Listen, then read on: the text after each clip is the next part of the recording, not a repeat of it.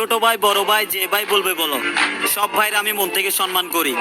এখন ছাগলের 3 নাম্বার বাচ্চারা বলবে হয়তো আমি অনেক ভয় পাই। শোনো ভাইয়া, এমন কোনো মায়ের ছেলের জন্ম হয় নাই যাকে আমি ভয় করি। আমার মনে হচ্ছে হজমের সমস্যা আছে না এটা।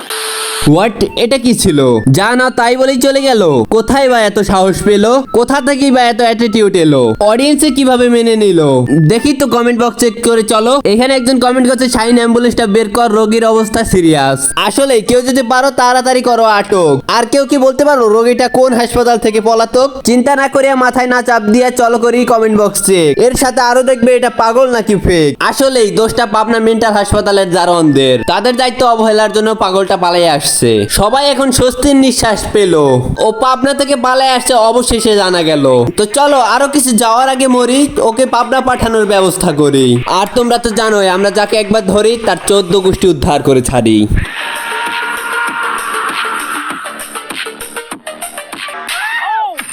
Hey guys, আসসালামু আলাইকুম। Once again, welcome back to my universe. তো তারপর বলো কি খবর তোমাদের?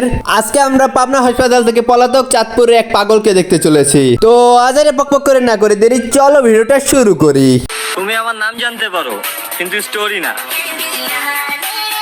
কি হলো এটা? না ভাই কিচ্ছু বোঝানো, কি হলো এটা? এর নাম স্টোরি কিছুই বা চাই না জানিতে। কেউ কি আমাকে বলতে পারো কি জন্য ঝাঁপ দিল এই পানিতে? অ্যাটিটিউড ভিডিও বানায় ঠিক আছে, কিন্তু পানিতে কেন ঝাঁপ দেওয়া লাগবে? ও আমি তো ভুলেই গেছি, এ তো পাবনা থেকে পলাতক পাগল।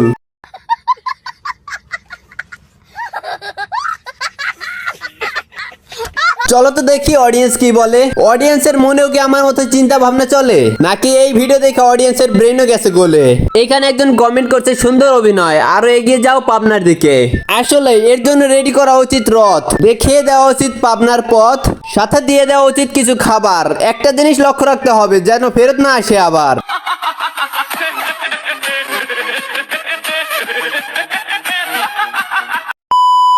যতটুক দেখতে ভদ্র আমার চেহারা, তার থেকে বেশি গরম আমার মাথা। না, এইটা বলা উচিত ছিল।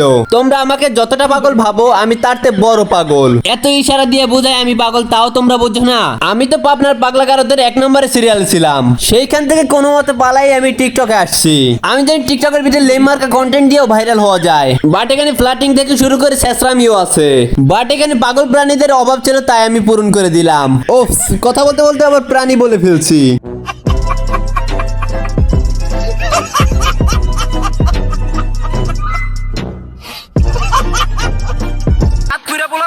একটু ঠান্ডা মাথা থাকতে দিস। ওরা যে কোন লেভেলের গাছটারা, ওটা সময় পেলে একটু ঠান্ডা মাথা ভাইবা নিস। কে তুমি হে বৎস? ধরিয়া মৎস্য বেচিয়া গঞ্জে আকুল কুঞ্জে, না খাইয়া তাজা কেন তুমি সেবন করলে মেয়াদ উত্তীর্ণ গাজা?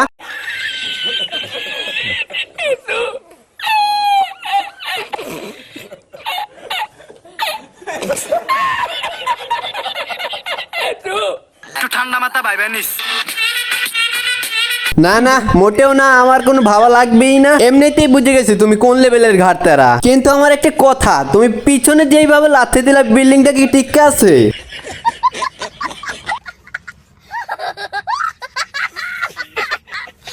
যা হওয়ার হয়েছে, আমার তো মনে হয় বিল্ডিং ভেঙে গেছে। কিন্তু এই ভিডিও দেখে অডিয়েন্স কি আছে বেঁচে?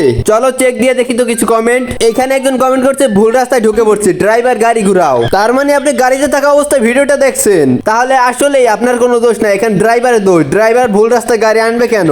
চলো আরো একটা কমেন্ট দেখি। বাইক লাভার কমেন্ট করছে, ভাগ্য ভালো যে আমি অন্ধ, আর না হলে আর কি কি দেখতে হতো। হ্যাঁ ভাই, আপনি আসলেই বেঁচে গেছেন। আপনি অন্ধ হওয়ার কারণে আপনার এইগুলো দেখতে হলো না, না হলে আপনারও আমার মতো পৃথিবী ছেড়ে যায় মঙ্গল গ্রহে থাকার ইচ্ছা হতো। আসলে আপনি অনেক লাকি। ওয়েট, আপনি অন্ধ? তাহলে কমেন্ট করছেন কিভাবে? দূর মিয়া, ফাজলামি করলেন। कैसा लगा मेरा मजाक? এর ভিডিও দেখে আমার মাথা কাজ করতেছে না। কিভাবে মানুষ এই ভিডিও দেখে? আবার নাকি এর সাথে সেলফি তোলার জন্য মানুষ ঘোরে। চারদিকে কি দেখতেছ? মাইয়া পোলা ভরপুর। হ্যাঁ ভাইয়া, এটাই আমগো চাঁদপুর। এইটা দেখার পর আর আমার বলার কিছু নাই। দুহাত তুলে মনে ধরে দোয়া করো যাতে এই টিকটকটা বাংলাদেশ থেকে ব্যান হয়ে যায়। সবাই হাত তোলেন। এই শালার ভিতরে মুনাজাত কর, মুনাজাত কর। এই পুরো শালার ভিতরে মুনাজাত কর। মাইক আনতে বলছেন।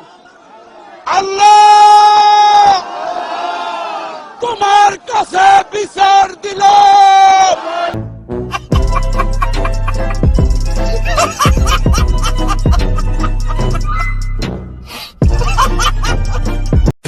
এট দিস টাইম মানুষ খারাপটাই গ্রহণ করছে, মানুষ এখন ভালোটা রেখে খারাপটাকেই সাপোর্ট করছে।